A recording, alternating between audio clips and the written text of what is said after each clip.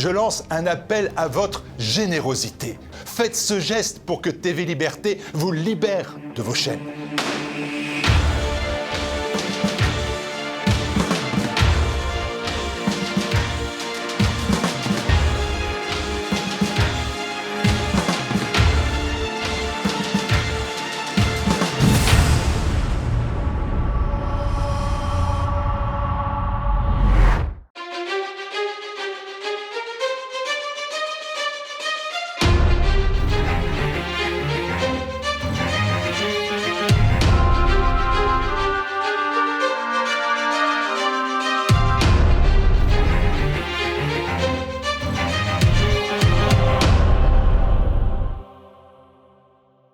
Bonsoir à tous et bienvenue dans Choc du Monde, le magazine des crises et de la prospective internationale de TVL. Tsahal va-t-il envahir le sud Liban pour tenter de repousser le Hezbollah de la frontière? Depuis le mois d'octobre, les tirs et attaques de drones n'ont pas cessé entre Israël et le parti chiite qui dit soutenir le Hamas à Gaza. Les choses semblaient plus ou moins maîtrisées jusque-là, mais la région reste un baril de poudre au-dessus duquel Benyamin Netanyahou semble danser avec des allumettes. Pour en parler, nous recevons ce soir le journaliste franco-libanais Alexandre Haoun. Alexandre Haoun, bonsoir. Bonsoir Edouard. Merci beaucoup d'avoir répondu présent à l'appel de Choc du Monde. Cela faisait longtemps que je voulais vous inviter pour évoquer la crise et le risque de guerre au Liban, mais à chaque fois je me demandais si l'explosion de violence allait franchir le seuil fatidique. En sommes-nous arrivés là? C'est un peu la question à laquelle vous allez tenter de répondre ce soir. Mais avant cela, Alexandre Haoun, peut-être un peu de contexte. La situation au Liban, le moins que l'on puisse dire, c'est qu'elle est catastrophique. Vous y étiez d'ailleurs récemment, me semble-t-il. Alexandre Haoun, comment les Libanais vivent-ils? En effet, j'y étais le mois dernier, donc au mois de mai. C'est un peu le système de la débrouille au Liban. Aujourd'hui, les banques sont insolvables. La livre libanaise a perdu 90% de sa valeur. Près de 80% de la population libanaise vit sous le seuil de pauvreté. Il n'y a plus de gouvernement. Il y a un gouvernement intérimaire depuis la fin du mandat du général Haoun le 31 octobre 2022, donc près de 2 ans. La situation est catastrophique d'un point de vue économique. Il y a un exode plutôt de ses cerveaux, de sa jeunesse, principalement dirigée vers les pays du Golfe ou voire vers l'Europe, là où il y a une diaspora. Aujourd'hui, les problématiques majeures au Liban sont la crise des réfugiés syriens, où il y a toujours 1 500 000 Syriens qui résident au Liban sur une population de 5 millions. Donc c'est le pays proportionnellement qui accueille le plus de réfugiés syriens. Et il y a également, comme vous l'avez noté dans votre introduction, les affrontements dans le sud du pays. Qui s'aggrave, semble-t-il, de plus en plus. Alors justement, évoquons cette actualité, la menace israélienne qui devient de plus en plus explicite. Je vous propose, Alexandre Haoun, de faire un point rapide là-dessus pour que tout soit clair.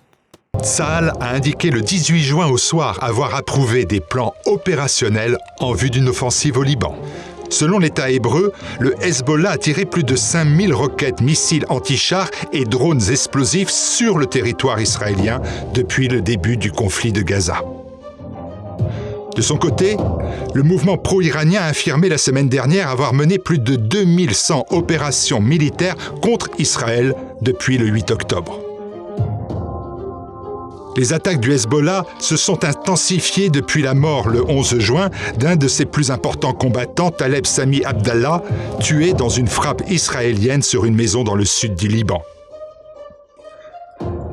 Le risque d'erreur de calcul conduisant à un conflit soudain et plus vaste est bien réel, a alerté la coordinatrice spéciale des Nations Unies pour le Liban, Janine Hennis-Pléchart.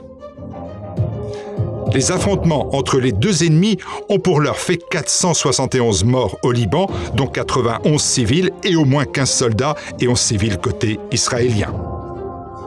L'envoyé spécial du président américain Amos Hochstein a rencontré le 17 juin le premier ministre israélien Benyamin Netanyahou à Jérusalem. L'administration Biden, qui essaie de convaincre le gouvernement israélien d'un cessez-le-feu à Gaza, estime qu'une pacification en Palestine mettrait aussi fin aux violences entre le Hezbollah et Israël. Mais pour l'heure, Netanyahou fait mine de ne rien entendre. Alors nous pouvons voir sur cette affiche réalisée par Choc du Monde les frappes de part et d'autre de la frontière libano-israélienne. Il s'agit donc clairement d'un phénomène d'ampleur.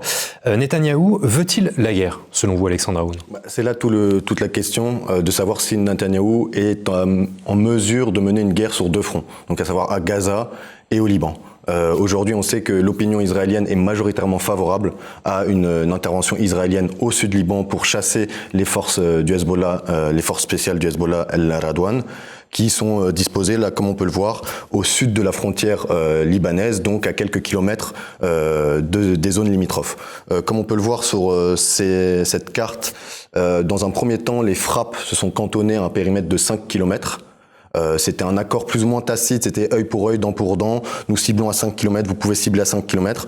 Depuis quelques mois, Israël a intensifié ses frappes en profondeur également, en touchant Baalbek qui se situe à 100 km et même Hermel la semaine passée où ça se situe à la frontière syro-libanaise. Le Hezbollah a en contrepartie répondu en envoyant des drones vers Tibériade qui se situe à une trentaine de kilomètres. Donc on sent qu'il y a un équilibre de la dissuasion de part et d'autre. Depuis 8 mois. Depuis 8 mois, oui.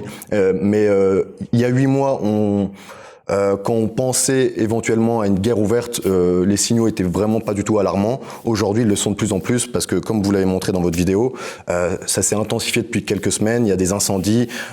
Israël, Benjamin Netanyahou martèle qu'il faut que les civils israéliens puissent retourner au nord d'Israël. Inversement, pareil pour le Hezbollah. Donc, il y a vraiment un peu un jeu de dissuasion. Chacun y va de son propos belliqueux. Netanyahou l'a dit dernièrement qu'il était prêt à mener une opération intense au sud du Liban. Donc, à voir s'ils sont en capacité de le faire militairement ou pas. Alors comment expliquez-vous justement ce basculement? Alors d'abord, Nasrallah et le Hezbollah ont en effet commencé à tirer sur l'Israël pour soutenir le Hamas à Gaza, sans tirer donc à plus de 5 km comme vous le dites. Pourquoi ont-ils peu à peu changé? Pourquoi la situation a-t-elle évolué? Mais aussi d'abord, pourquoi n'ont-ils pas tout de suite tiré davantage sur Israël? Il faut savoir que le Hezbollah est un allié du Hamas, mais n'est pas aligné sur le Hamas. Il faut savoir aussi que le Hezbollah ne fait pas consensus aux yeux de la population libanaise. Le Hezbollah ne peut pas sacrifier le Liban pour la cause palestinienne. Il doit prendre en compte, donc dans cette équation politique, l'opinion politique libanaise. L'opinion politique libanaise est assez défavorable à une guerre contre l'État hébreu. Bien qu'ils supportent la cause palestinienne, ils ne sont pas prêts à vivre ce qu'ils ont pu vivre, que ce soit les interventions israéliennes à partir de 1982 ou la récente guerre de 2006. Ils ne veulent pas la guerre. Les Libanais ne veulent pas la guerre. Non. Mais le Hezbollah le veut-il? C'est là toute la question, c'est de savoir si le Hezbollah est en capacité militaire de le faire et en capacité politique. En capacité politique, non, comme je l'ai dit, parce que l'opinion publique libanaise lui en voudrait. Parce que là, ça se cantonne dans le sud. Donc les Libanais se disent, tant que ça se cantonne dans le sud, ça va. Mais si ça commence à toucher l'économie libanaise, les points vitaux, que ce soit le port, l'aéroport, les points d'eau, les points d'électricité, les Libanais risquent de se retourner en termes de popularité. Le Hezbollah risque de perdre des plumes. On a le sentiment d'une fuite en avant, cette fois un peu du côté israélien de Netanyahou. Il est très contesté dans son pays. Alors vous dites que les Israéliens soutiennent une intervention terrestre au sud Liban. Bon, on comprend, ça permettrait à des populations israéliennes qui ont été déplacées de revenir chez elles. Mais on a quand même le sentiment que Netanyahou cherche une guerre après l'autre, en dépit de contestations, en dépit de tentatives de résoudre véritablement la situation à Gaza, notamment avec les otages. Mais en plus... c'est là où ces deux dossiers sont indissociables. Le Hezbollah l'a martelé, il n'y aura pas de règlement du conflit sud-Liban tant qu'il n'y aura pas de cessez-le-feu à Gaza. C'est ce qu'ils le martèlent, ils l'ont dit récemment à l'émissaire par un intermédiaire, parce qu'ils n'ont pas de contact direct avec les Américains, mais l'émissaire américain Amos Hochstein, quand il est venu à Beyrouth, ils ont parlé avec l'autre parti chiite qui s'appelle Amal, qui a fait passer des messages du Hezbollah, et le Hezbollah a dit qu'il y aura cessation des hostilités dans le sud quand il y aura cessation des hostilités à Gaza. Et aujourd'hui, Benjamin Netanyahou est vraiment dans une politique jusqu'au boutiste. On le voit il a dissous son cabinet de guerre. Aujourd'hui, il y a des radicaux qui sont prêts à rentrer dans ce cabinet de guerre pour être vraiment dans cette même logique. Du coup, les membres du Likoud, Itamar Ben-Gvir et Smotrich, qui sont les deux plus radicaux de son gouvernement, qui sont prêts pour eux. Ils ont parlé d'une politique de colonisation de Gaza et ils sont clairement dans une dans un narratif très belliqueux vis-à-vis du Liban. Y a-t-il des voix dissidentes en Israël ? On le voit, il y a des manifestations quasi quotidiennes. Récemment, Benny Gantz, l'ancien membre du cabinet de guerre de Netanyahou qui a donné sa démission, participe à ces manifestations. Il y a une volonté de la population civile israélienne d'être plus dans une démarche de dialogue vis-à-vis de l'autorité palestinienne. On sent qu'il y a des voix, mais sauf que à gauche, parce que là on va un peu dissocier l'échiquier politique israélien, à droite, donc représenté plutôt par Benjamin Netanyahou, la gauche ne représente pas grand-chose politiquement. On sait que le Parti travailliste, c'est plutôt du centre. Gantz, c'est plutôt du centre, mais le Parti travailliste, qui est plutôt à gauche, représente que 4 députés sur les 120 de la Knesset. Il y a des manifestations quotidiennes, il y a des critiques quotidiennes à l'égard de Benjamin Netanyahou, mais il n'y a pas de leader qui arrive à incarner une réelle voix et qui arrive à se poser comme réelle option vis-à-vis de Netanyahou. Alors, le premier allié d'Israël, les États-Unis, bien sûr, essaie de tempérer Benjamin Netanyahou. Nous allons essayer de comprendre pourquoi les États-Unis, Washington, s'est dissocié de plus en plus de la politique israélienne. Donc, vous le disiez, l'émissaire de Joe Biden pour la région, Amos Hochstein, était à Beyrouth et Jérusalem il y a quelques jours. Les Américains ont proposé un plan en 3 étapes pour le Liban. Ils ont aussi proposé un plan en 3 étapes pour Gaza. Mais là, en l'occurrence pour le Liban, ils ont évoqué 1, la fin des hostilités, 2, l'envoi de l'armée pour pacifier la zone, et 3, le règlement des contentieux frontaliers entre le Liban et l'État hébreu. À votre avis, cette proposition est-elle acceptable pour les 2 parties ? Enfin, en clair, Washington et l'administration Biden peuvent-ils résoudre ce conflit libanais ? En fait, tout dépend d'Israël. C'est là la question, parce que le Hezbollah n'est pas dans pourrait négocier s'il y a la fin de la cessation des hostilités à Gaza. Aujourd'hui, c'est pas le cas. C'est ce qu'ils l'ont martelé à Beyrouth. Ils l'ont clairement dit que, comme je le répète, ces 2 sujets sont indissociables. Aujourd'hui, le Hezbollah n'est pas en mesure de vouloir se retirer de la frontière, parce que se retirer de la frontière voudrait dire on laisse les Israéliens avoir plus d'influence sur le Liban. On sait très bien qu'il y a le souvenir de l'opération israélienne, que ce soit en 1982, en 1978, le retrait des forces israéliennes en 2000. Donc pour le Hezbollah, c'est un sujet un peu existentiel. Comme Benjamin Netanyahou parle on lutte pour notre survie, le Hezbollah, c'est la même chose. Ils ne se retireront pas de la frontière de sitôt. On sait que les Américains ont proposé un plan, un peu une sorte de monnayage pour essayer d'avoir le retrait, de convaincre le Hezbollah d'un retrait de la frontière. Mais le Hezbollah est contre. C'est une question de survie, et même dans leur idéologie, ça fait partie de manière intrinsèque de leur pensée et de leur politique. Alors vous le disiez, la situation est intrinsèquement liée à celle de Gaza. Donc selon Washington, s'il y a un cessez-le-feu à Gaza, la régionalisation donc n'aura pas lieu, même si elle a objectivement déjà lieu, aussi d'ailleurs en mer Rouge avec les Houthis. Cette tentative américaine est-elle un vœu pieux, ou y a-t-il une réelle possibilité de diminuer l'impact de la régionalisation ? On le voit en fait, les Américains là, à la fois, en fait, il y a un peu un double discours des Américains.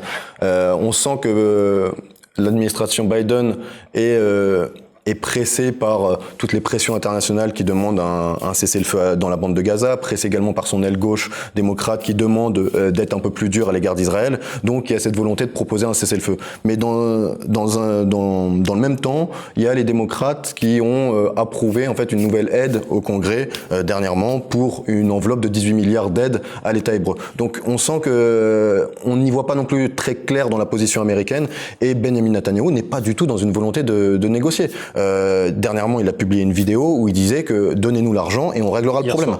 Hier soir. Donnez-nous des armes et le problème sera réglé. Et le problème sera réglé. Donc il n'est pas du tout dans une démarche de négociation pour parler avec le Hamas. Le Hamas a fait passer des messages par le biais des médiateurs qataris et égyptiens qu'ils étaient dans une démarche progressive pour pourquoi pas entamer un dialogue. Mais on sait très bien que les 2 ennemis, restent cantonnés à leurs positions initiales, à savoir le Hamas, le retrait des forces israéliennes de la bande de Gaza, la fin de l'occupation, un cessez-le-feu, l'acheminement de l'aide humanitaire, et pour le coup, pour les Israéliens, Benjamin Netanyahou, lui, est toujours partisan d'une lutte totale contre le Hamas, de neutraliser toutes les capacités militaires du Hamas, et la libération des otages, et pourquoi pas l'occupation de Gaza et la reconstruction par le biais de fonds en provenance du Golfe, comme il l'a dit dernièrement, que ce soit les Émiratis ou les Saoudiens.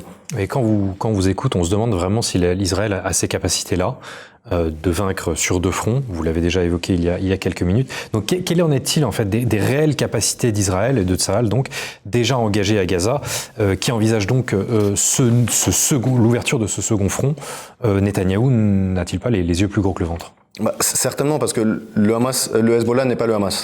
Le Hezbollah, c'est une armée, c'est la milice la mieux armée au monde. Ils ont pu acquérir énormément d'expérience avec le conflit syrien. Ils disposent d'une profondeur stratégique avec des bases en Syrie. Ils ont, selon les dires d'Hassan Nasrallah, plus de 100 000 combattants et plus de 150 000 missiles et drones. Donc, ce qui laisse présager un conflit qui risque d'être destructeur aussi bien pour le Liban, mais également pour Israël. Donc, je ne sais pas si c'est une volonté de montrer, de bomber le torse de la part de Netanyahou et de dissuader avec un discours très belliqueux son ennemi, mais ça ne marche pas. On l'a vu dernièrement. Le Hezbollah a répondu en envoyant un drone au-dessus de Haïfa, donc la ville la plus au nord, la principale ville au nord d'Israël, à 30 km de la frontière, en montrant les zones résidentielles, les installations portuaires, militaires, pour montrer que en fait le Hezbollah est en capacité de viser cette ville-là. Donc je pense qu'il y a une fuite en avant de la part de Benjamin Netanyahou. L'Iran a aussi déjà tenté de cibler, de frapper Israël, avec l'aide des Occidentaux bien sûr, mais l'opération iranienne a été un échec. Peut-on supposer que des opérations du Hezbollah, armées par l'Iran d'ailleurs, seraient aussi un échec? Sachant que les frappes iraniennes provenaient d'Iran ou d'Irak, donc le temps que ça touche le territoire israélien, c'est ça. Donc sachant que c'est une zone limitrophe, on l'a bien vu, le Hezbollah a tiré plus de 5000 missiles, comme l'a dit un responsable de l'armée de Tsahal, et ils ont mené plus de... Depuis 8 mois Depuis 8 mois. Ouais. C'est le chiffre qui a été énoncé par un responsable de l'armée israélienne, et ils ont mené selon une infographie du Hezbollah qui est sortie la semaine dernière, ils ont mené plus de 2000 opérations. Donc ils ont réussi à passer outre le système de défense israélien, le dôme de fer. Donc ce qui prouve qu'ils ont les capacités militaires de pouvoir tenir la dragée haute, même si en termes de capacité militaire à proprement parler, Israël est mieux armé que le Hezbollah. Si on prend un peu de recul, Hassan Nasrallah estime, revendique que l'opération de Gaza de Tsahal est un échec et que l'ensemble de l'axe de la résistance, donc de tous les alliés plus ou moins liés à l'Iran et au Hamas, sont à l'heure actuelle victorieux. A-t-il raison? A-t-il tort? En fait, c'est un peu tout le discours d'Hassan Nasrallah de montrer qu'il y a un front uni contre Israël, donc le front de l'axe de la résistance, qui est une myriade de milices plus ou moins affiliées à Téhéran. Ils sont alliés mais pas alignés. Chacun a son propre agenda politique. Les Houthis sont pas forcément alignés avec le Hezbollah. Ils sont alliés. Donc ils sont alliés. Il y a une cause fédératrice, donc la cause palestinienne, lutter contre Israël. Donc on le voit, et c'était une manière de dire que nous avons réussi à replacer la cause palestinienne au centre de l'actualité, à montrer que Israël était isolé d'un point de vue politique. On le voit avec de nombreuses critiques qui émanent même de leurs anciens alliés ou des alliés occidentaux. Et c'était une manière de montrer que, après 8 mois de conflit, l'opération israélienne terrestre a commencé le 27 octobre dernier. Ils n'ont pas réussi à neutraliser le Hamas. Il y a encore des attaques du Hamas qui se passent à Jabalia, Khan Younes, qui sont des localités dans le nord de Gaza. Donc, ce qui prouve que Israël est embourbé dans ce conflit. Militairement, c'est un peu une victoire à la Pyrrhus. Ils ont certainement... le dernier chiffre qui était sorti, c'est qu'ils ont neutralisé 12 des 24 bataillons du Hamas. Donc, ça voudrait dire qu'il reste encore la moitié des combattants.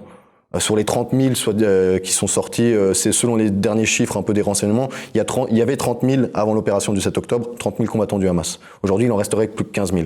Donc ça veut dire qu'il y a encore, cette guerre risque de s'inscrire dans le temps long. Mais indépendamment de cette situation militaire, diriez-vous que le Hezbollah est une puissance réelle? Ah, totalement. Déjà, en termes de capacité militaire, ils sont mieux armés que l'armée conventionnelle libanaise. L'armée libanaise n'est pas en mesure de maintenir une sécurité à ses frontières. On l'a vu avec les incursions djihadistes en 2016-2017, où c'est le Hezbollah qui a fait le gros du boulot.